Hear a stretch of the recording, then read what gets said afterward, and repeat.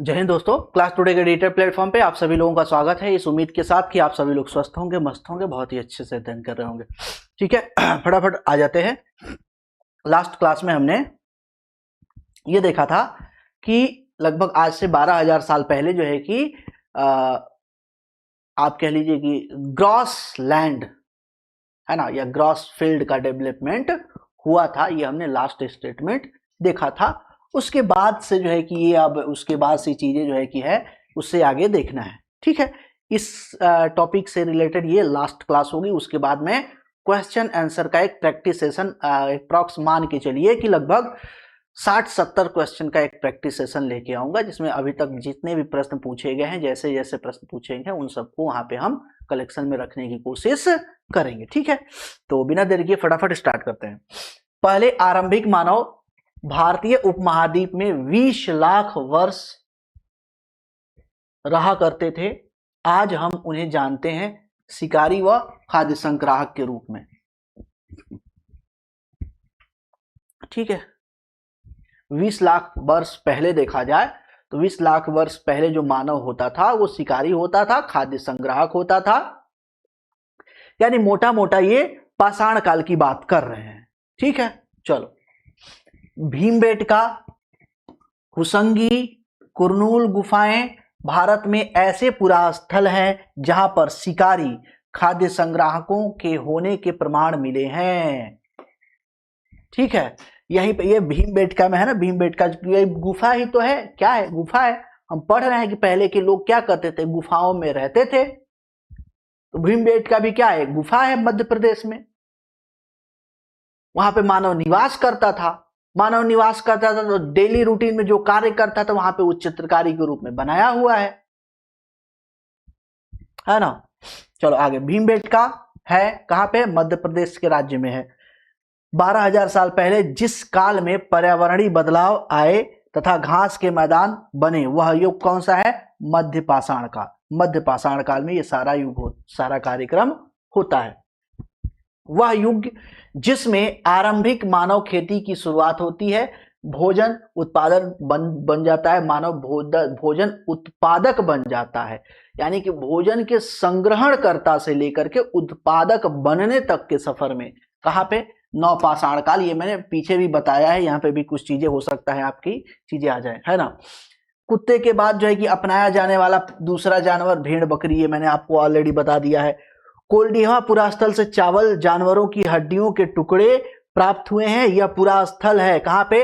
आधुनिक उत्तर प्रदेश में है। कहां पे है? आधुनिक उत्तर प्रदेश में। कोल्डिहा कहां पे है? आधुनिक उत्तर प्रदेश है। वह पुरास्थल जिसमें राख के अवशेष मिले हैं, कुरनूल गुफा। कुरनूल गुफा से राख के अवशेष मिले हुए हैं। जहां लोग पत्थरों से औजार बनाते थे उन स्थलों को क्या बोलते थे? उद्योग स्थल। उद्योग स्थल। अब देखिए, पत्थरों से औजार बनाना भी एक कला थी। एक क्या थी? कला थी। सबको आता नहीं था। काट छांट करके पत्थर को जो है कि धार देना, उसे पकड़ने लायक बनाना, तो इस तरह के क्षेत्र को क्या बोला जाता था? उद्योग स्थल बोला जाता था। वह सभ्यता जिसमें बड़ी बड़ी सड़कों का जाल बिछा हुआ था और मुख्य सड़कें समकोण पर काटती थी। किस पे? समकोण पर काटती थी। सैंधव सभ्यता। सैंधव सभ्यता। सैंधव सभ्यता कुछ इस प्रकार से हमें देखने को मिलती है, जैसे ये आपके रोड हो गए और दूसरे साइड से ये रोड हो गए। इस तरीके से जालीनुमा संरचना हमें देखने को मिलता है। और रोड के दोनों साइड क्या था? घर बने हुए थे। और खास बात क्या थी? किसी भी घर का दरवाजा रोड के साइड नहीं था, पीछे था, गली में। गली में। कारण क्या था? कारण जो है कि एक सामान्य तौर पे, हालांकि इसका कोई प्रमाण तो मिला नहीं है। हिस्टोरिकल लोग जो अपना जो इतिहासकार लोग हैं वो दिमाग लगाते हैं, उनको ऐसा लगता है कि यार देखो, ये रोड के साइड अपना घर का दरवाजा न करने का एकमात्र कारण हमें ये नजर आता है, वो अपने परिवार के प्रति बहुत ज्यादा सेंसिटिव थे और उनको ऐसा लगता था कि अगर रोड के तरफ हमारा घर का दरवाजा होगा तो ऐसा ना हो कि हमारा बच्चा सडनली घर से बाहर निकले और रोड पे गाड़ी आ जा रही है तो उसे कहीं एक्सीडेंट वगैरह हो जाए, चोट वगैरह लग जाए। तो यह एक सामान्य सा कारण जो है कि दिखता है। दूसरा कारण ये दिखता है कि रोड के साइड होगा तो रोड्स में बहुत सारे लोग आते हैं जाते हैं, दिन भर आते हैं जाते हैं, तो दरवाजे से कोई ना कोई दिखता रहेगा, तो घर में ताका झाकी होती रहेगी। तो इसी एक जो है कि लॉजिक लगाया जाता है थोड़ा सा। हालांकि उसके स्ट्रक्चर अलग से बनाए गए थे कि कोई भी व्यक्ति अगर गली से गुजर रहा है या घर के बाहर रोड से गुजर रहा है तो घर के अंदर क्या हो रहा है, कौन बैठा है कौन नहीं है, यह देख न सके। ठीक है, इसकी प्रॉपर मैकेनिज्म वहां पे बनाया गया था। आगे, वह सभ्यता जिसमें संपूर्ण नगर में छोटी बड़ी नालियां पाई जाती है, संधव सभ्यता या हड़प्पा सभ्यता, जो ड्रेनेज सिस्टम के लिए जानी जाती है, विशेषता के रूप में मैंने आपको बताया था। ये क्वेश्चन, ये सारे क्वेश्चन है, ये सारे क्वेश्चन के फॉर्मेट है जो पूछे गए है ना। चलिए, नगर में नागरिकों की आवासीय गृह सड़क के दोनों ओर एक सुनियोजित प्रणाली के आधार पर बनाए जाते थे। सैंधव सभ्यता में ऑलरेडी मैंने आपको बता दिया हूं, यहाँ पे जब ये एग्जाम्पल मैंने बताया था तो ये चीज आपको बता दिया था। वह हड़प्पा कालीन पुरास्थल जो हरियाणा में स्थित है, राखीगढ़ी। राखीगढ़ी क्या है, भारत की सबसे बड़ी साइट है, या हड़प्पा काल की सबसे बड़ी साइट है और भारत का सबसे बड़ा शहर है हड़प्पा कालीन। ठीक है, हड़प्पा कालीन पुरास्थल लोथल से कई मुहरें और मुद्राएं या मुहरबंदी मिली हैं। उनको संभवतः क्या बोला गया है, गीली मिट्टी पर दबाने से बनी हुई छाप द्वारा बनाया गया है। जो मोहरी बनाई जाती थी, मोहरें जैसे आज के टाइम में देखिए ना, जैसे सील होता है, मोहर होती है, जैसे सामान्य तौर पे जो है कि जैसे आज के टाइम में देखेंगे तो आज का टाइम चूंकि डिजिटल वर्ल्ड हो गया है, डिजिटल वर्ल्ड हो रहा है तो उतना मतलब कि वो चीज सील वगैरह देखने को हमें नहीं मिलता है। जबकि पहले जो है कि जब चिट्ठी पत्री जो है कि जाता था या सामान वगैरह जाता था तो उसमें क्या करते थे लोग, अपनी तरफ से एक मुहर लगाते थे, सील लगा देते थे, ताकि उससे ये पता चले, अगर उसके साथ कोई छेड़छाड़ ना कर सके, उसे खोलकर कोई देख ना सके, पढ़ ना सके, है ना। जैसे आज पार्सल होता है तो पार्सल में भी सील लगाया जाता है। जैसे रेलवे में जो है कि क्या होता है, रेलवे में बहुत सारा माल जो है कि भेजा जाता है एक जगह से दूसरे जगह, तो सारा सामान लोड करके ऊपर से दरवाजा बंद करके और बंद करने के बाद एक सील लगा दी जाती है, ताकि जो भी डब्बे में सामान है उसके साथ छेड़छाड़ न हो सके। तो वो सामान्य तौर पे देखा जाता है कि एक मेल्टेड जो है कि फॉर्म में एक उसमें मोम का बना हुआ कोई चीज लगाया जाता है, उस पर मुहर लगा दी जाती है, फिर वो हार्ड हो जाता है। वैसे ही सेम यहाँ पे देखा जाता है कि मिट्टी के जो है कि गीली मिट्टी पे मुहर का छाप लगाया जाता है, फिर उसे सुखाया पकाया जाता था, जिससे वो अस्थायी व मजबूत हो जाता था, उसे सील बोलते थे, मुहर बोलते थे।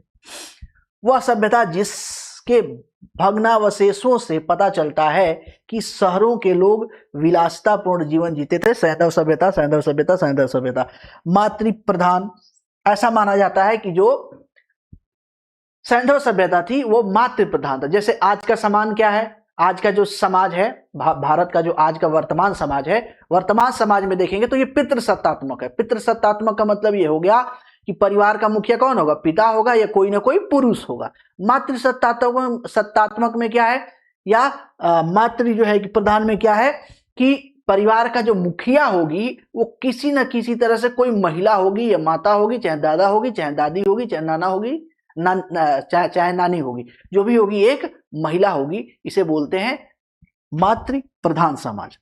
भिन्न भिन्न वर्गों का अस्तित्व था सैंधव सभ्यता में। हाँ, भिन्न भिन्न वर्गों का जो है कि अस्तित्व था, लेकिन ज्यादा जो है कि प्रबुद्ध वर्ग जो हमें नजर आता है, ज्यादा जो शक्तिशाली वर्ग हमें नजर आता है वो व्यापारी वर्ग हमें नजर में आता है। हालांकि पुरोहित वर्ग भी देखने को मिलता है, क्षत्रिय वर्ग भी देखने को मिलता है। कहीं कहीं जो है कि हिस्टोरियन के अकॉर्डिंग वो अपने लॉजिक वगैरह लगा करके वो राजशाही तंत्र को भी दिखाने की कोशिश करते हैं। मजदूर वर्ग तो था ही था, बिना मजदूर वर्ग का कोई भी समाज नहीं चल सकता। ठीक है, ये चीज हमें देखने को मिलती है। मेहरगढ़ में कपास की खेती की शुरुआत लगभग 8000 साल पहले हो गई थी। 8000 साल पहले कपास की खेती का साक्ष्य कहां से मिला है, मेहरगढ़ से मिला है। हाँ, ये था कि जो आपका सैंधव सभ्यता के लोग सूती वस्त्र का उपयोग करते थे। सूती वस्त्र यानी कपास की खेती वहां पर प्रचुर मात्रा में होती थी। हड़प्पा सभ्यता के संदर्भ में जुते हुए खेत का साक्ष्य कालीबंगा से मिला है। कहां से मिला है, कालीबंगा से मिला है। सिंधु घाटी की लिपि की सूचना कहां से मिली है, मोहरों से मिली है।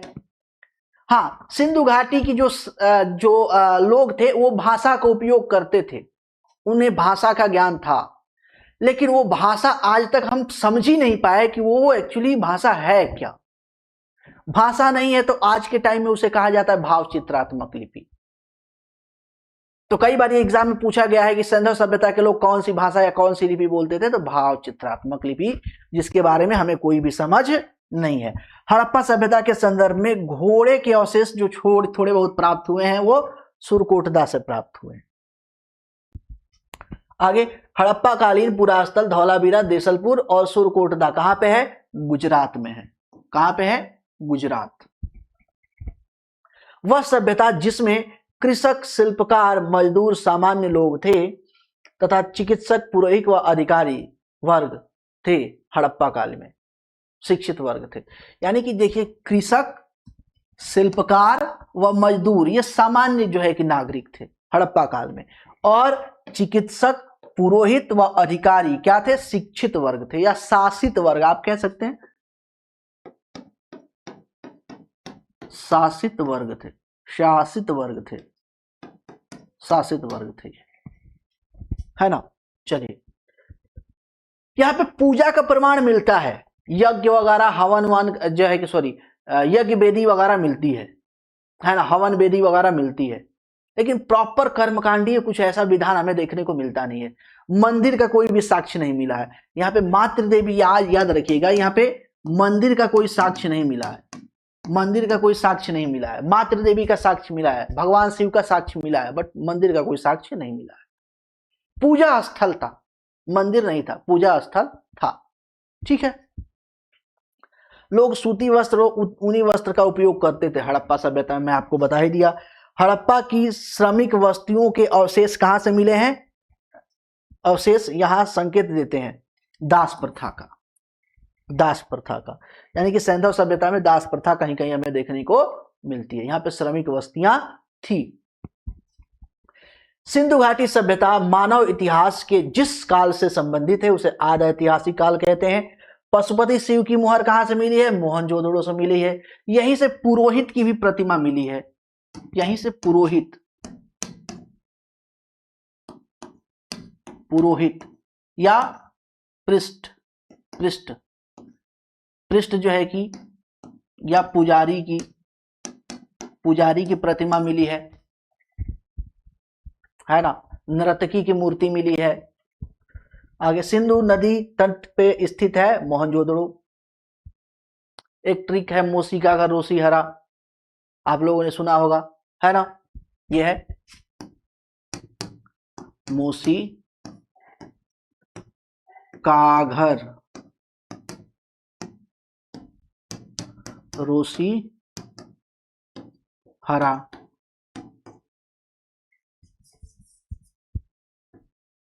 हरा तो मोहनजोदड़ो सिंधु नदी, कालीबंगा घग्गर नदी, रोपड़ सिंधु नदी के तट पे फिर आ गया, और हड़प्पा रावी नदी के तट पे। ठीक है, तो इस ट्रिक को याद रखेंगे तो आपका काम बन जाएगा, है ना। सिंधु नदी के तट पर स्थित है मोहनजोदड़ो, घग्गर नदी के तट पे स्थित है कालीबंगा, हिंडन नदी के तट पे स्थित है आलमगीर। हड़प्पा के नगरों के अंत की शुरुआत हुई कब? लगभग 39,000 साल पहले, 2900 साल पहले, हाँ 2900 साल, सॉरी 39 नहीं 2900, अरे 3900 है, 3900 साल पहले, 39,000 नहीं, ठीक है। चलो, हड़प्पा के नगरों के अंत की वजह है। अब देखिए, हड़प्पा के नगरों का, या कह लीजिए कि हड़प्पा सभ्यता का, एक चीज आप कह सकते हैं कि जो हड़प्पा सभ्यता है, हड़प्पा सभ्यता है, हड़प्पा सभ्यता का अंत कैसे हुआ? अंत, या आप कह लीजिए कि विनाश कैसे हुआ? विनाश, विनाश कैसे हुआ, या पतन कैसे हुआ? पतन। तो इसमें बहुत सारा जो है कि विरोधाभास है। बहुत सारे इतिहासकारों ने अपना अलग अलग तत्व जो है कि तर्क दिया। सामान्य तौर पे जो माना जाता है वो प्राकृतिक आपदा, प्राकृतिक आपदा में मुख्य रूप से बाढ़ को माना जाता है। बाढ़, बाढ़, और माना जाता है कि चूंकि ये सप्त सैंधव प्रदेश में था, यानी कि 7 नदियों के जो है कि क्षेत्र में था, यहाँ पे नदी का क्षेत्र था, तो सामान्य तौर पे जो है कि पर्यावरणीय जो है कि परिवर्तन हुआ, जिसके कारण जो है कि यहाँ पे भयंकर बाढ़ आई, और भयंकर बाढ़ के चलते जो है कि यहाँ जो सैंधव सभ्यता है या हड़प्पा सभ्यता है उसका विनाश हो गया। हालांकि अभी कुछ टाइम, ये लगभग आप 1 हफ्ते पहले की बात है, 1 हफ्ते पहले के बाद अमेरिका के कुछ वैज्ञानिकों ने यह दावा किया कि हड़प्पा सभ्यता का विनाश कोई एटॉमिक अटैक के वजह से हुआ। किसी ने परमाणु अटैक किया, या एलियन वगैरह ने किसी ने भी परमाणु अटैक टाइप का कुछ किया, और इसके वजह से पूरी सभ्यता का विनाश हो गया। क्यों? इसके पीछे वो तर्क क्या दिए हैं? इसके पीछे वो तर्क ये दिए हैं कि चूंकि बहुत सारे जो आपके कंकाल पाए गए हैं हड़प्पा सभ्यता में, उनके अंदर से रेडियो एक्टिव जो है कि विशेषता हमें देखने को मिलती है। तो रेडियो एक्टिव विशेषता कैसे देखने को मिलेगी? तो जब कोई ना कोई न्यूक्लियर अटैक होगा तभी जो है कि हमें इस तरह की विशेषता देखने को मिलेगी। तो इस बेस पे उन्होंने कह दिया कि जो हड़प्पा सभ्यता का विनाश हुआ, जो पतन हुआ, उसका मुख्य कारण एटॉमिक अटैक था। वो कब हुआ, कैसे हुआ, किसने किया, नहीं पता, बट हुआ इसी वजह से, उन्होंने दावा किया। लेकिन अब उसके चक्कर में हमको नहीं पड़ना है ना। सामान्य तौर पे ये मान के चलिए कि हड़प्पा सभ्यता का विनाश बाढ़ के कारण हुआ या प्राकृतिक आपदा के कारण हुआ। ठीक है, ये मुख्य रूप से आपको मान के चलना। हाँ, इस तरह का प्रश्न पूछा जा सकता है करंट अफेयर से रिलेट करके,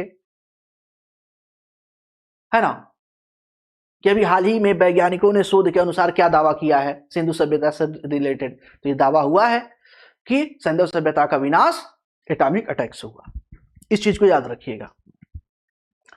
वह संस्कृति जिसके लोग मानव, पशु, वृक्ष तीनों रूपों की पूजा करते थे। हड़प्पा संस्कृति के लोग मानव रूप की भी पूजा करते थे, पशुओं की भी पूजा करते थे, और वृक्षों की भी पूजा करते थे। मानव ने कुछ क्षेत्रों पर लगभग 8000 वर्ष पहले गांवों में रहना आरंभ किया। वे क्षेत्र थे सुलेमान और किरथर पहाड़ियां। यह पूछा जाता है कि सर्वप्रथम मानव ने कहां पे बस्ती बसाना शुरू किया, या मानव का वसाव सर्वप्रथम किस क्षेत्र में हुआ। तो यही क्षेत्र सुलेमान और किरथर की पहाड़ियां, जो एक तरीके से पाकिस्तान अफगानिस्तान वाला जो क्षेत्र है, उस क्षेत्र में जो है कि आपका यहाँ पे हमें देखने को मिलता है कि यहाँ पे बसाव होता है। आखेट खाद्य संग्राहक के एक स्थान से दूसरे स्थान की ओर घूमते रहने का कारण क्या था? अब देखिए दिक्कत क्या है, प्राकृतिक संसाधन क्या है? सीमित है। पानी सीमित है, एक तालाब है, पानी सीमित है, बाग बगीचे हैं, वन है, फल फ्रूट क्या है? सीमित है। एक समय तक वहां पे रहेंगे, एक समय तक रहेंगे तो वो सारा जो आपका संसाधन है वो समाप्त हो जाएगा। अब संसाधन समाप्त हो जाएगा, बट पेट की भूख तो है ना, प्यास तो है ना। ये हमारी जो मूलभूत आवश्यकताएं हैं, जो जीवन जीने के लिए हर एक मानव के लिए क्या है, बहुत ज्यादा जरूरी है। तो ये चाहिए ही चाहिए, और ये जब चाहिए तो अगर हमारे आसपास के क्षेत्र में ये चीज नहीं मिलेगा तो हम वो क्षेत्र को छोड़ के क्या करेंगे, कहीं और चले जाएंगे उन जो है कि चीजों को तलाश में। तो उस समय जो मानव था एक स्थान से दूसरे स्थान तक जाता था, उसका मुख्य कारण क्या था? एक स्थान पर रहने से संसाधनों की कमी हो जाती थी या संसाधन समाप्त हो जाते थे, इसलिए संसाधनों के खोज के लिए वो दूसरे क्षेत्र में निकल जाते थे। यह चीज हमको देखने को मिलता है। ठीक है, आगे चलते हैं। मानव इतिहास में सबसे लंबा काल पूरा पाषाण काल का है। किसका है? पूरा पाषाण काल का। लगभग 30 लाख बीसी से आप मान के चलिए कि 10 लाख बीसी तक का। कितना? 30 लाख, कहीं कहीं 20 दिखता है। 30 lakh BC to 10 lakh BC तक का काल पूरा पाषाण काल का सबसे लंबा काल यही है ना। चलिए, बैंक है में प्राचीन शैल चित्रकारी मिलती है। तो मध्य प्रदेश में भी चित्रकारी मिलती है, उत्तर प्रदेश में भी चित्रकारी मिलती है। हड़प्पा स्थल नहीं है, चिराद।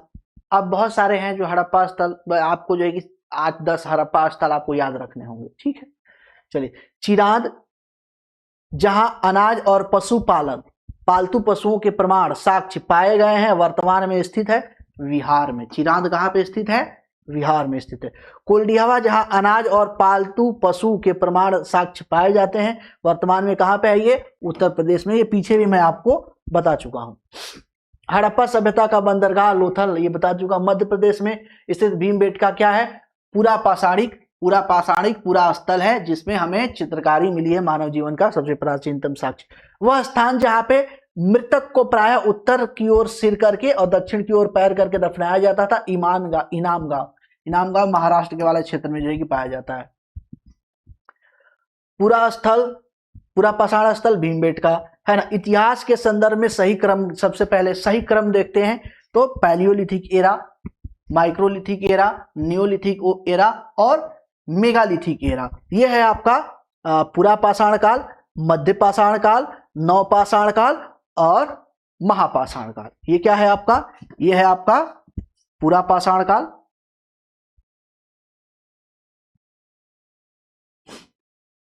पूरा पाषाण काल, मध्य पाषाण काल,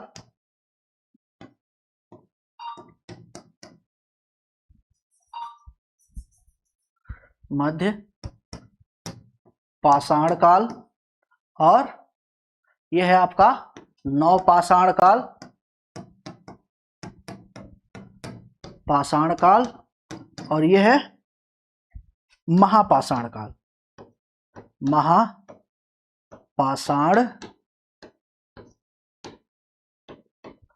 काल, महापाषाण काल। और महापाषाण काल के बाद आ जाएगा आपका क्या? सैंधव घाटी सभ्यता। ठीक है। चावल का कृषिगत उत्पादन सर्वप्रथम कहां पे हुआ है? कोल्डिहवा से, एशिया से, दक्षिण एशिया से। चलो, भारत में द्वितीय नगरीकरण 6ठी शताब्दी ईसा पूर्व में हुआ है, परंतु प्रथम देखते हैं तो 2500 BC में। जो हड़प्पा सभ्यता है, हड़प्पा सभ्यता याद रखिएगा इस चीज को, जो हड़प्पा सभ्यता है,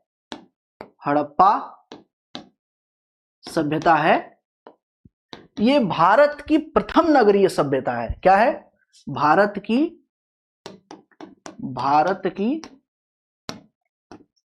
प्रथम नगरीय सभ्यता।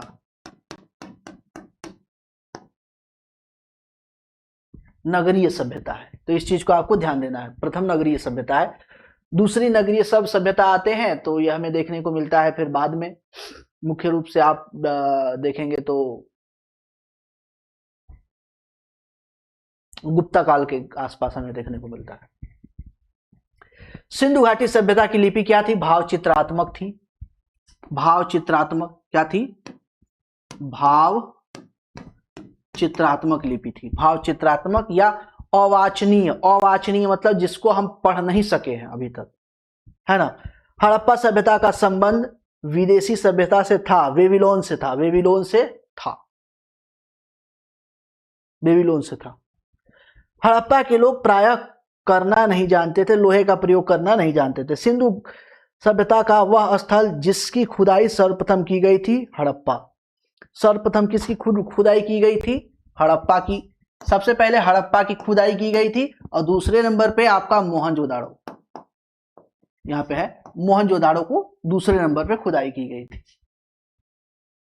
लगभग 3900 वर्ष पूर्व आरंभिक नगर हड़प्पा और मोहनजोदड़ो कई कारणों से समाप्ति की कगार पर आने लगे। उन कारणों में से एक कारण था जंगलों के विनाश और बाढ़। जंगलों का विनाश व बाढ़ के कारण नगर नष्ट हो गए। ये मैं कारणों में बताया कि कैसे जो है कि सैंधव घाटी सभ्यता का विनाश हुआ है, और विनाश में कारण जो है कि मुख्य रूप से प्राकृतिक आपदा बताया गया है। प्राकृतिक आपदा क्यों आई? जलवायु परिवर्तन की वजह से आया और बाढ़ उसका मुख्य कारण रहा है। जलवायु परिवर्तन क्यों होगा? निर्वनीकरण से, वनों की कटाई से, विनाश से।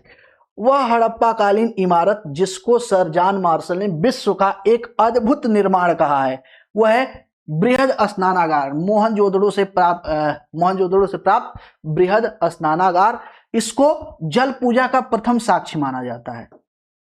जल पूजा का प्रथम साक्ष्य माना जाता है। इस चीज को भी आपको याद रखना है, ठीक है। वह सैंधव स्थल जहां से अग्निकुंड प्राप्त हुआ है, कालीबंगा से। अग्निकुंड कहां से प्राप्त हुआ है? कालीबंगा से। आर्य शब्द का मतलब श्रेष्ठ, कुलीन या उच्च वर्ग में जन्म लेना। वैदिक सभ्यता का नाम ऐसा इसलिए पड़ा क्योंकि यहाँ पे मुख्य रूप से वेदों का रचना हुआ, वेदों के बारे में अध्ययन हुआ, वेदों का रचना हुआ, है ना। वेद उस काल की जानकारी के प्रमुख स्रोत हैं, उसी लिए इस काल को क्या बोलते हैं? वैदिक काल। ऐसा कालखंड जहाँ पे वेदों की रचना होती है, वेदों का पठन पाठन होता है और सारी जानकारी हमें वेदों से प्राप्त होती है, उस काल को हम वैदिक काल के नाम से जानते हैं। सबसे प्राचीनतम वेद कौन सा है? ऋग्वेद है। सबसे बाद का वेद या सबसे नया वेद कौन सा है? अथर्ववेद है। ऋग्वेद में कुल रचना कितनी है? तो लगभग 3500 साल पहले की जो है कि ये रचना है। विश्व का प्रथम प्रमाणिक ग्रंथ कौन सा है? ऋग्वेद है। ऋग्वेद विभक्त है 10 मंडलों में। किसमें भी विभक्त है? 10 मंडल में विभक्त है। अस्तोमा सदगमय वाक्य लिया गया है बृहदारण्यक उपनिषद से। ये कई बार पूछा जाता है कि अस्तोमा सदगमय कहां से लिया गया है? तो उपनिषद से लिया गया। उपनिषद में कहां से लिया गया है? बृहदारण्यक से लिया गया है। वह ग्रंथ जिसकी भाषा गद्यात्मक और पद्यात्मक दोनों है, यजुर्वेद है। जंगलों में ऋषियों द्वारा रची गई अरण्यक है। ऋग्वैदिक काल की सबसे पवित्र नदी सरस्वती नदी, मैंने बताया। सबसे महत्वपूर्ण नदी सिंधु नदी, ये भी मैंने बताया। श्रेष्ठ व अभिजात्य लोगों की संस्था कौन सी थी? सभा थी, ये मैंने बता दिया। समिति क्या थी? सामान्य लोगों की संस्था थी। विदत कौन सी संस्था थी? तो वहां पे लूटे हुए माल का बंटवारा होता था। वैदिक काल में राजा की राजकाज में सहयोग करता था कौन? पुरोहित। महिलाओं को उचित स्थान दिया जाता था ऋग्वैदिक समाज में। हाँ, ऋग्वैदिक समाज में जो है कि महिलाओं को उचित स्थान दिया जाता था, है ना। उनको पठन पाठन करने का अधिकार था, वेद लिखने का अधिकार था, वेद पढ़ने का अधिकार था। हालांकि जितने धार्मिक कर्मकांड होते थे उस कर्मकांड में पति के साथ भागीदारी का जो है कि अधिकार था। सभा, समिति, विदत और गण में जो है कि सदस्यता पाने का अधिकार था। यानी एक तरीके से पुरुष और महिला में एक समानता देखने को हमें मिलती है ना। आज से लगभग जो है कि मान के चलिए कि आप 2500 साल पहले की बात कर रहे हैं। 3000 आज से लगभग 5500 साल पहले, 6000 साल पहले की बात कर रहे हैं। वहां पे क्या था? पुरुष और महिला में कोई विभेद नहीं था, सब समान थे, सबके पास शिक्षा का अधिकार था। सारे लोग सभा, समिति, विदत में भाग ले सकते थे, सदस्य बन सकते थे, वोटिंग कर सकते थे, सारा काम होता। धार्मिक कर्मकांड में पति के साथ जो है कि पत्नी सहभागी जो है कि बनती थी, ये सारा काम होता था, ठीक है। ये तो बाद में इसमें क्या हो गया? अंतर आने लगा बाद में। उत्तर वैदिक काल में देखेंगे तो अंतर आ गया महिला पुरुष में। उत्तर वैदिक काल में क्या किया जाता है? उत्तर वैदिक काल में जो है कि आपका जो महिलाओं को 4 दीवारी में कैद कर दिया जाता है, उनके शिक्षा का अधिकार ले लिया जाता है, सार्वजनिक सभाओं में भागीदारी करने का अधिकार छीन लिया जाता है, सभा, समिति, विदत, गण में जो है कि सदस्य बनने का अधिकार छीन लिया जाता है। तो ये बाद में हमें अंतर देखने को मिलता है ना। चलिए आगे चलते हैं। नेक्स्ट,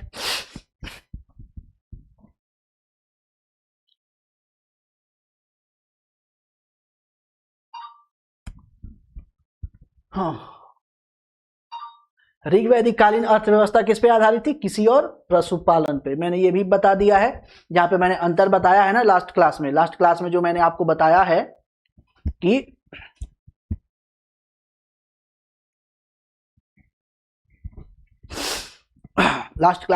अंतर बताया है कि ऋग्वैदिक काल और आपका हड़प्पा सभ्यता और वैदिक काल में क्या अंतर था, तो वहां पे चीज मैंने ये बताई थी। व्यापार कैसे होता था? वस्तु विनिमय के द्वारा होता था। किसके द्वारा होता था? वस्तु विनिमय के। उत्तर वैदिक काल की मुख्य विशेषता लोहे के प्रयोग और चित्रित दूषण मृदभाण। लोहे का प्रयोग और चित्रित दूषण मृदभाण। ऋग वैदिक काल में सिर्फ एक वेद लिखा गया था, ऋग्वेद। उत्तर वैदिक काल में 3 वेद लिखे गए, सामवेद, यजुर्वेद और अथर्ववेद। ऋग वैदिक काल में मुख्य देवता कौन थे? इंद्र थे। इंद्र मुख्य देवता थे। इंद्र के लिए अलग अलग नाव दिया गया है। इंद्रजीत, पुरंदर, पुरों को जीतने वाले, इंद्र की बहुत महिमा गाई गई है, प्रमुख देवता थे। उत्तर वैदिक काल में सर्वोच्च देवता कौन थे? प्रजापति। प्रजापति को सामान्य तौर पे जो भगवान शिव की पत्नी है पार्वती, उनके पिता के रूप में निरूपण किया गया है या उनके पिता के रूप में बताया गया है। ठीक है, आगे। वह महापाषाणिक स्थल जहां से व्यक्ति की कब्र में 33 सोने के सिक्के, सोने के मनके व शंख प्राप्त हुए हैं ब्रह्मगिरी से। ब्रह्मगिरी से ईमान गांव महापाषाणिक पुरा स्थल में मृतकों को दफनाया गया है उत्तर की ओर। उत्तर की ओर सर है और दक्षिण की ओर क्या है? पैर है। उत्तर वैदिक काल में समाज आधारित था कर्मकांडों पे। कर्मकांड जो है कि आधारित था, और बलि यहां पे अनिवार्य हो गया था। बलि क्या हो गया? अनिवार्य हो गया। अनिवार्य। बलि जो पहले उपहार था, उपहार था, वो अब कर बन गया, कर। उत्तर वैदिक काल में। ऋग वैदिक काल में उपहार था, उत्तर वैदिक काल में कर बन गया। ठीक है। उत्तर वैदिक काल में राजा का पद होता था, वंशानुगत होता था। उत्तर वैदिक काल में रचना हुई थी ब्राह्मण ग्रंथों की हुई थी, 3 वेदों की हुई थी। वैदिक काल में लिया जाने वाला कर, उपज क्या क्या होता था? उपज का 1/6 भाग होता था। 1/6 भाग होता था। उत्तर वैदिक काल में वह नई फसल जिसका उत्पादन बड़े पैमाने पर शुरू हो गया, ब्रीही, ब्रीही यानी चावल। उत्तर वैदिक काल में ब्रीही शब्द यूज किया गया है चावल के लिए। अब क्या हुआ कि उत्तर वैदिक काल में आते आते लोहे का बड़ी मात्रा में क्या हो गया? प्रयोग शुरू हो गया। और बड़ी मात्रा में जो है कि लोहे का प्रयोग शुरू हो गया तो लोहे के औजार बने। लोहे के औजार बने तो ये जो गंगा नदी घाटी का और जो है कि क्षेत्र है, गंगा और यमुना नदी घाटी का क्षेत्र, इसको क्या किया गया? इसको साफ किया गया, वनों को साफ किया गया। यहाँ पे खूब खेती और कृषि प्रारंभ किया गया। और यही आज भी गंगा जो नदी बेसिन है, यमुना नदी बेसिन है, ये आज भी भारत का उपजाऊ क्षेत्रों में से 2 ही तो क्षेत्र हैं उपजाऊ, गंगा नदी बेसिन और सिंधु नदी बेसिन। यही तो 2 उपजाऊ क्षेत्र हैं। तो उसमें साफ किया गया। साफ करने के बाद वहां पे कृषि प्रारंभ किया गया, तो वहां पे उपजाऊ बड़े लेवल पे उपज हमें देखने को मिलती है। ब्राह्मण ग्रंथों में श्रेणी का वर्णन मिलता है, जो कि श्रेणी का होता था। जो श्रेणी है, श्रेणी ये व्यापार मंडल का प्रधान होता था। जैसे आज है ना सेट्टी,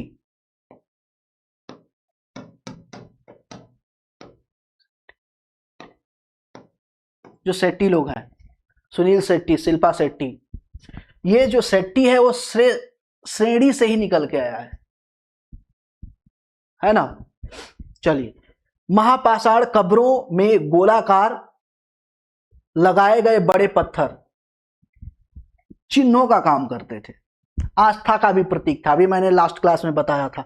एक संगीतमय वेद, यानी कि जहां पे संगीत का जो है कि जनक माना जाता है सामवेद को, इसी में संगीत के 7 स्वर जो है कि पाए गए हैं। ऋग्वेद में गंगा और यमुना नदी का नाम उल्लेख होता है। तो गंगा नदी का 1 बार है, यमुना नदी का 2 बार है ना। गंगा नदी का 1 बार उल्लेख होता है, यमुना नदी का 2 बार उल्लेख होता है। इसका मतलब ये हुआ कि देखो, अब दिक्कत यह है कि ऋग वैदिक काल में लोग गंगा और यमुना नदी से परिचित तो थे, लेकिन दिक्कत ये थी कि यहाँ पे बहुत ज्यादा वो लोग इसका उपयोग नहीं जानते थे या बहुत ज्यादा परिचित नहीं थे। हाँ, जानते थे कि एक ये नदी है, बट उसका बहुत ज्यादा उपयोग ये लोग नहीं करते थे। सत्यमेव जयते मुंडको उपनिषद से लिया गया है। 3 देवता जो ऋग्वेद काल में विशेष थे, इंद्र सबसे ऊपर थे, उसके बाद अग्नि, उसके बाद सोम। सबसे ऊपर कौन? इंद्र। इंद्र सबसे ऊपर, उसके बाद अग्नि, और अग्नि के ऊपर तीसरे नंबर पे सोम, सोम देवता। ये क्रोनोलॉजी है प्रॉपर। संस्कृत को जिस भाषा परिवार का हिस्सा माना जाता है वो भार यूरोपी। संस्कृत किस जो है कि भाषा किस भाषा परिवार का हिस्सा माना जाता है? तो भारत यूरोपीय भाषा का परिवार का अंग माना जाता है। भारतीय आर्य समूह की भाषा को सबसे अधिक लोग बोलते हैं भारत में। ठीक है, चलो। महाभारत के लेखक कौन थे? वेद व्यास। आंशिक रूप से गद्य और आंशिक रूप से पद्य यजुर्वेद। यजुर्वेद में जो है कि एक तरीके से कह लीजिए, यजुर्वेद में आप देखेंगे तो युद्ध कला के बारे में वर्णन किया, यज्ञ का कला के बारे में, यज्ञ वेदी वगैरह के बारे में यहाँ पे वर्णन हमें देखने को मिलता है। संरचना और व्यवहार की वह प्रणाली जिसमें पुरुष स्त्री पर अपनी प्रधानता दिखाता था, उसे उत्पीड़ित और शोषित करता था, वह कहलाती थी पितृसत्तात्मक। ये कुछ ज्यादा ही हार्श यहाँ पे दे दिया है। महाभारत का एक भाग क्या है? गीता है। वेदों की बात करते हैं। ऋग्वेद, ऋग्वेद में कुल 10,000 ये पूछा जाता है सूक्त कितने हैं, है ना? सूक्त कितने हैं? मंडल 10 हैं और 1028 क्या है ऋग्वेद में? श्लोक। सूक्त 10,462 सूक्त हैं।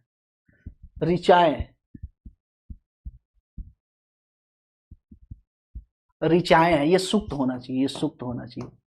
सूक्त 10,1028 सूक्त, 10,462 ऋचाएं और 10 मंडल, है ना? इसके ज्ञाता को क्या बोलते हैं? होत्री बोलते हैं। ये भी लास्ट में मैंने बताया था। यजुर्वेद, यजुर्वेद क्या है? ज्यादा से ज्यादा ये गद और पद दोनों में है। कर्मकांडीय विधान यहाँ पे दिया गया है। यजुर्वेद पढ़ने वाले को आयुर्वेद बोलते हैं। यहाँ पे यज्ञ का विधि विधान दिया गया है। यज्ञ वेदी की ज्यामिति के बारे में बताया गया है, कैसे बनना चाहिए उसको बताया गया, किस मटेरियल से बनना चाहिए यज्ञ वेदी, उसके बारे में बताया गया है। सामवेद संगीत शास्त्र का जनक माना जाता है, भारतीय संगीत का जनक माना जाता है। इसमें लगभग 1824 मंत्र है। सामवेद को पढ़ने वाले को उद्गाता बोलते हैं। और यह इसमें ज्यादातर जो आपके ऋचाएं हैं, जो श्लोक हैं, वो कहां से? ऋग्वेद से लिए गए। अथर्ववेद जादू टोटका, आयुर्वेद या इसे जीवन का जो है कि विज्ञान भी बोला जाता है। इसमें चिकित्सा के बारे में भी जानकारी है। जादू टोना टोटका वशीकरण के बारे में भी जानकारी है। इसमें 20 अध्याय है, 5,687 इसमें मंत्र हैं। ठीक है।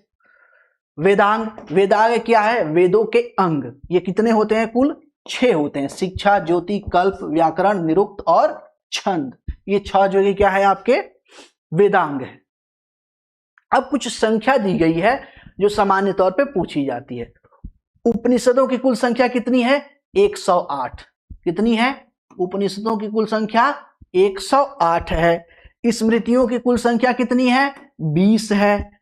पुराणों की कुल संख्या कितनी है? 18 है। महाभारत में पर्व, जो महाभारत के जो चैप्टर होते हैं उसे पर्व बोलते हैं। महाभारत के जो चैप्टर होते हैं उन्हें क्या बोलते हैं? पर्व बोलते हैं। तो कितने पर्व हैं? 18 पर्व हैं। श्रृंगार, श्रृंगार में देखेंगे तो कितने श्रृंगार होते हैं? 16 श्रृंगार होते हैं। कितने श्रृंगार? 16 श्रृंगार होते हैं। संस्कार, 16 संस्कार होते हैं। 16 संस्कार होते हैं। रामायण में कितने कांड हैं? 7 कांड है। जैसे देखेंगे, ये तुलसी रामायण की बात की जा रही। किसकी? तुलसी रामायण,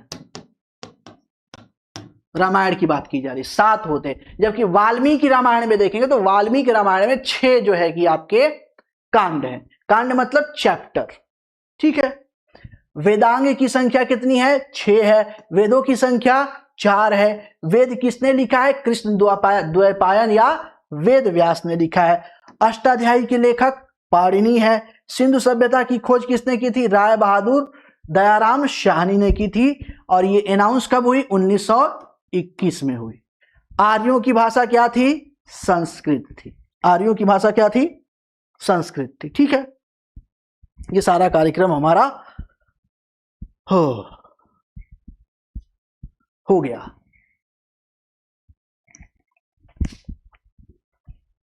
अब इसमें कुछ छोटी छोटी बातें रह गई हैं। सिंधु काल में हमने देखा कि सिंधु सभ्यता के लोग क्या करते थे? मुख्य रूप से व्यापार करते थे, है ना, व्यापार करते थे।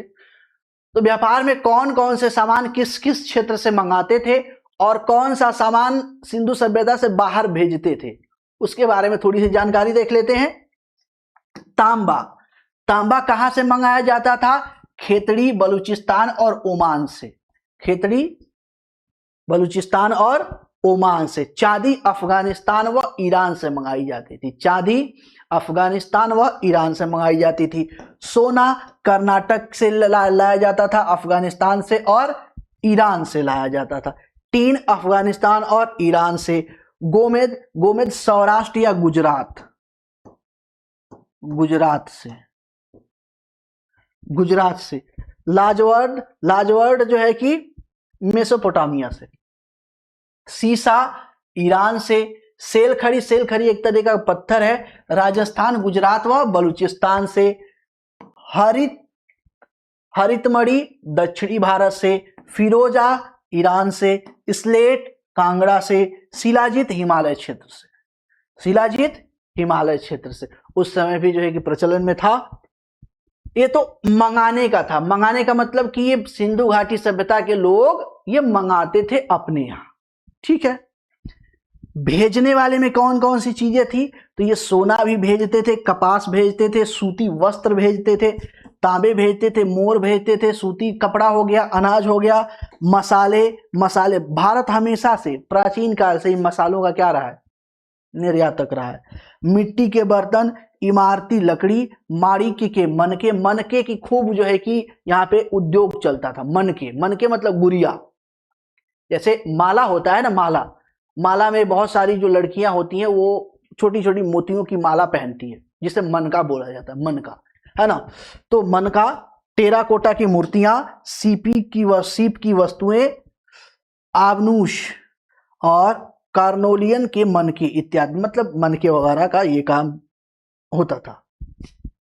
ठीक है, अब उस समय के बहुत सारे नदियां थी, प्राचीन काल के बहुत सारी नदियां थी जिनका अभी नाम क्या है? अलग है। ये आपका मुख्य रूप से सैंधव काली आपका वैदिक कल्चर से रिलेटेड है। ठीक है, तो सिंधु नदी का पहले भी पुराना नाम सिंधु था, आज भी क्या है? सिंधु है ना, सिंधु है। सदानीरा, गंडक, साधारण जो पहले पुराने समय में सदानीरा थी, उसका वर्तमान में नाम क्या है? गंडक है। गोमल, गोमती। कुंभा, काबुल। सुवास्ता, स्वात। पौरुषणी, रावी नदी। वितास्ता, झेलम नदी, झेलम नदी। अस्किनी, चेनाब। सुसुद्री, सतलज। मरुद्रवर्धा, मरुद्रवर्धा, मरुद्रवर्धा,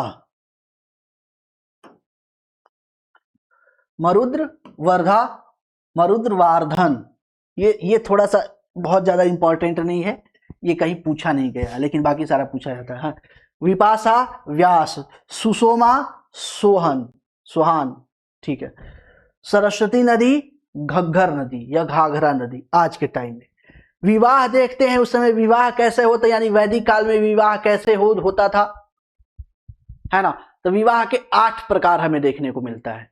वैदिक काल में विवाह के 8 प्रकार देखने को मिलता है। इसके अलावा हालांकि अनुलोम और प्रतिलोम विवाह होता था।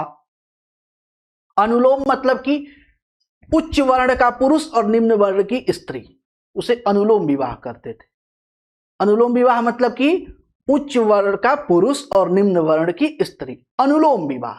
जैसे मान लीजिए कोई क्षत्रिय या जो है कि ब्राह्मण की जो है कि क्या हो गया, पुरुष हो गया, और जो स्त्री है वो स्त्री जो है कि कोई वैश्य हो गया, कोई शूद्र हो गया, इस कैटेगरी से थी।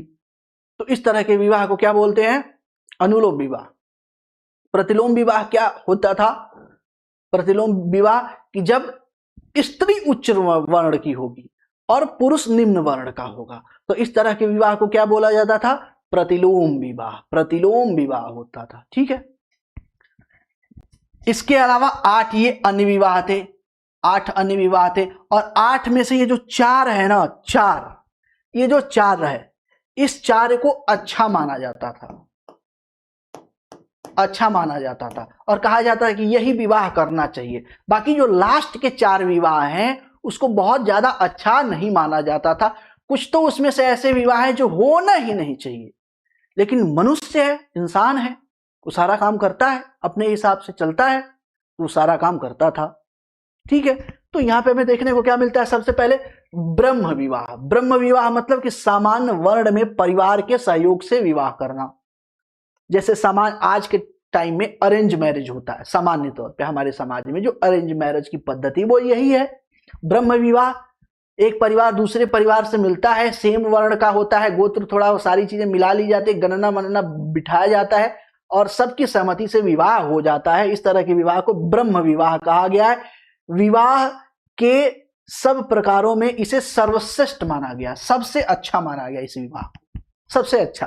देखिए, कभी विवाह पे डिस्कशन करेंगे ना, अच्छे से पूरा एक क्लास ही होना चाहिए। हमेशा लोग क्या करें, कंफ्यूज रहते हैं, लव मैरिज करें, अरेंज मैरिज करें, कौन सा मैरिज करें, विवाह का मैकेनिज्म, विवाह, ये जो लोग पूछते हैं ना कि सर लव मैरिज करें या अरेंज मैरिज करें, कौन सा मैरिज अच्छा है? तो कौन सा मैरिज अच्छा है, ये क्वेश्चन गलत होता है, आपका क्वेश्चन गलत होता है। आपका क्वेश्चन ये होना चाहिए विवाह होता क्या है। जब ये समझ जाएंगे कि विवाह होता क्या है, अच्छे से समझ जाएंगे, उसके सारे जो है कि क्षेत्र को या उसके जितने भी आपके एस्पेक्ट है सब समझ जाएंगे, तो फिर आपको समझ में आ जाएगा कि आपको कौन सा विवाह करना चाहिए, कौन सा विवाह अच्छा है, कौन सा विवाह अच्छा नहीं है। इसमें जो है कि आपकी पूरी क्लियरिटी आ जाएगी। ठीक है, दूसरा है दैव विवाह। दैव विवाह क्या होता था कि पुजारी वर्ग या उच्च कुलीन वर्ग में जो है कि अपनी लड़की का विवाह करना, ये क्या होता था? दैव विवाह के अंतर्गत आता था। आर्ष विवाह या आर्य विवाह। आर्य विवाह में क्या होता था कि कोई चरित्रवान या पहले जो गुरुकुल चलते थे, गुरुकुल चलते थे, उसमें पढ़ने वाला कोई बहुत जो है कि विद्यार्थी अच्छा है, तो गुरुकुल की परंपरा होती थी कि वहां पे प्रतिदिन आपको भिक्षा मांगने जाना है और जो भिक्षा में मिलेगा वही आपको खाने को मिलेगा। ठीक है, अब सडनली कोई भिक्षा मांगने गया, दरवाजा एक सुंदर स्त्री खोलती है, कन्या खोलती है, स्त्री नहीं कन्या खोलती है, और उसको देख के जो है कि भिक्षा की जगह उसे जो है कि युवक तो गया है क्या करने, भिक्षा लेने, लेकिन उसका ध्यान भिक्षा से हट के कन्या पे पड़ गया। कन्या पसंद आ गई, कन्या पसंद आ गई, कुछ करेगा नहीं, कुछ बोलेगा नहीं। गुरुकुल से पहले आदेश था ऐसा हो जाए, कुछ कांड नहीं करना है, चुपचाप आना है गुरुकुल में, पद्धति बनी थी। रात में ले जाके अपने गौशाला का, अपने गुरुकुल की एक गाय उस लड़की के घर बांध आते थे, बांध आते थे, वहां पे निशानी होती थी, अच्छा ये किस गुरुकुल का है, किस गौशाला का है, फलां का है। भाई यहां किसे बांधा है, इसका मतलब हमारी बिटिया से कोई विवाह करना चाहता है। तुरंत वहां पे उसके पिता पहुंच जाते, हाँ भाई ये बताओ मैटर का है, बोले कि हमारे शिष्य को आपकी कन्या पसंद आ गई, विवाह करना है, तो एक गाय आपको दे दी है, एक और लेते जाओ, 2-3 गाय ले लो, विवाह करा दो। तो इस प्रकार से विवाह हो जाता था। तो इस तरह के विवाह को बोलते थे आर्य या आर्ष विवाह की श्रेणी में रखा जाता था, यह भी अच्छा विवाह माना जाता है। प्रजापत्य विवाह। प्रजापत्य विवाह क्या होता था? तो लड़की के पिता से आग्रह के द्वारा यौवन तुष्टि व संतान उत्पत्ति के उद्देश्य से विवाह करना। ठीक है, लड़की के पिता को मना लेना है ना। अब मनाने में पैसा भी दे सकते हैं, नहीं सॉरी पैसा नहीं दे सकते हैं, वो अलग हो जाएगा फिर, है ना। यानी कि पिता को क्या करना, किसी प्रकार से मनाना और मना करके यौन तुष्टि व संतान उत्पत्ति के उद्देश्य से विवाह करना किसी कन्या से, इसको क्या बोलते हैं? प्रजापत्य विवाह। 6ठे नंबर पे आता है गंधर्व विवाह। 6ठे नंबर पे क्या आता है? गंधर्व विवाह। ये सब मामला कैसे गड़बड़ हो गया है, चलो ठीक है देखते हैं। गंधर्व विवाह, कई बार तो एनडीए वगैरह में यही प्रश्न पूछा है कि 6ठे नंबर पे कौन सा विवाह है?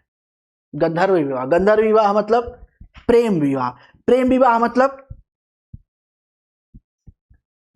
प्रेम विवाह का मतलब क्या हुआ? तो प्रेम विवाह का मतलब हो गया विवाह पूर्व यौन संबंध बनाना।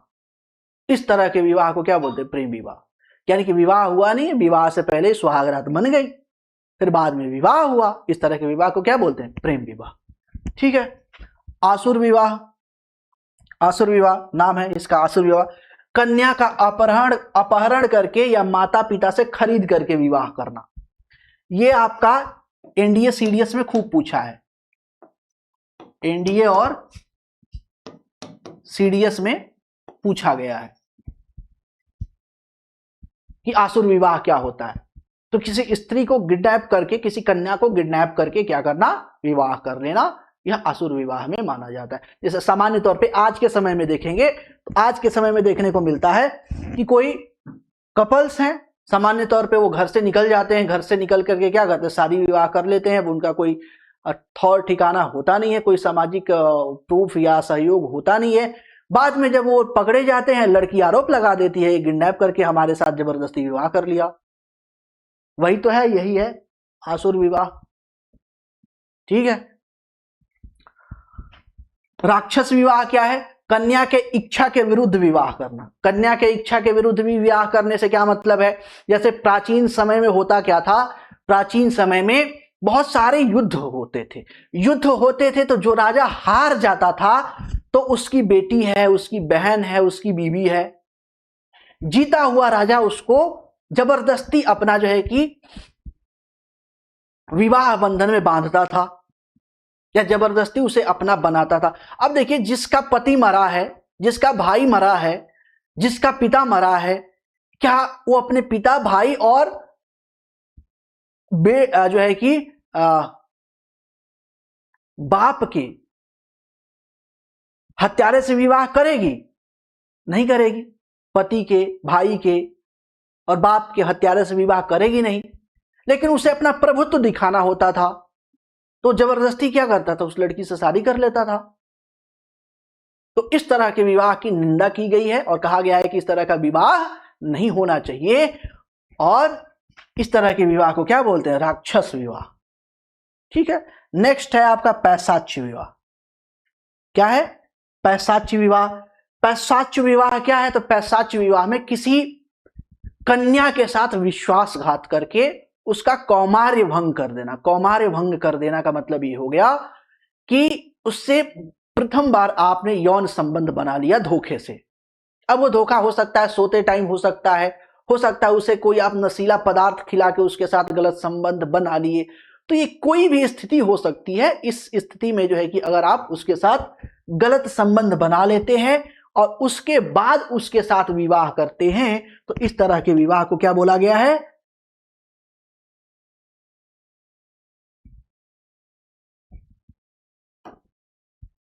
पैशाच्य विवाह की श्रेणी में रखा गया है। ठीक है। ये सारे लास्ट के जो चार हैं ये अच्छे नहीं माने गए हैं, जबकि ऊपर के चार विवाह क्या हुए हैं? अच्छे माने गए हैं। अब इंद्र के बारे में, इंद्र के बहुत सारे नाम हैं जिसके बारे में प्रश्न पूछता है। रथेष्ठ, रथेष्ठ यानी कुशल रथ का योद्धा। विजयेंद्र, विजयेंद्र मतलब महान विजेता। विजयेंद्र मतलब महान विजेता। पुरंदर मतलब कि किलों को नष्ट करने वाला। सोमपाल, सोम का पालन करने वाला। सतक्रतु, सतक्रतु मतलब ऐसी शक्ति धारण करने वाला, ऐसो शक्ति धारण करने वाला। वृतहन, वृतहन मतलब वृत नामक राक्षस का संहार करने वाला। वृतहन, वृत बोला जाता था बांध को, बांध, बांध जो नदी पे बांध होता है उसे वृत बोला जाता था पहले। व्रत बोला जाता था, है ना, व्रत बोला जाता था। तो ये माना जाता था कि कई बार क्या होता था कि बांध बना के, बड़े बड़े बांध बना के नदियों के जल को रोक दिया जाता था। तो जो इंद्र है, इंद्र जाके उन जो है कि बांधों को तोड़ता था, उन वृतों को तोड़ता था और जल को मुक्त करता था, जिससे जो है कि जन कल्याण होता था। तो इसलिए इसे बोला जाता है वृतहन। वृतहन यानी वृत नामक राक्षस का संहार करने वाला। माधवा, माधवा मतलब दानशील होने के कारण माधव नाम लिया गया था। नेक्स्ट, प्रमुख देवता और उनका संबंध।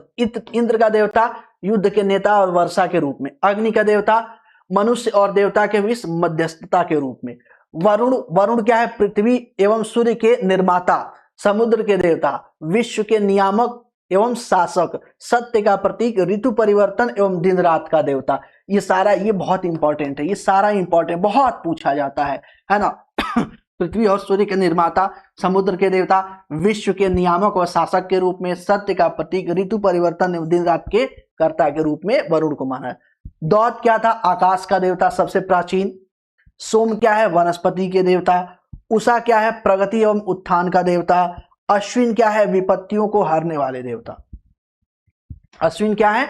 विपत्तियों को हरने वाले देवता। भूषण क्या है? पशुओं को देवता। विष्णु क्या है? विश्व के पालन, विश्व के संरक्षक व पालन करता। विश्व के संरक्षक व पालन करता। ठीक है, तो इस प्रकार से ये हमारा क्लास क्या हो गया? कंप्लीट हो गया।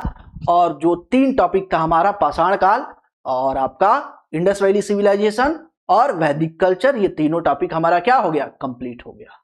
ठीक है, अब ये काम जो है कि हमारा कंप्लीट हो गया। तो अब इसके बाद जो है कि नेक्स्ट जो क्लास होगी उसमें हम इन तीनों से रिलेटेड क्वेश्चंस लेके आएंगे जो सामान्य तौर पे छोटे एग्जामों में पूछे गए हैं। कोशिश करेंगे 60-70 क्वेश्चन, 100 क्वेश्चन भी हो जाएगा तो कोई दिक्कत नहीं है, 1-1.5 घंटे में हो जाएगा अपना काम। तो उन सारे प्रश्नों को देखा जाएगा कैसे कैसे प्रश्न आए हुए हैं। ठीक है, तो आज के क्लास में इतना ही, मिलते हैं आपसे नेक्स्ट क्लास में। आज के लिए धन्यवाद।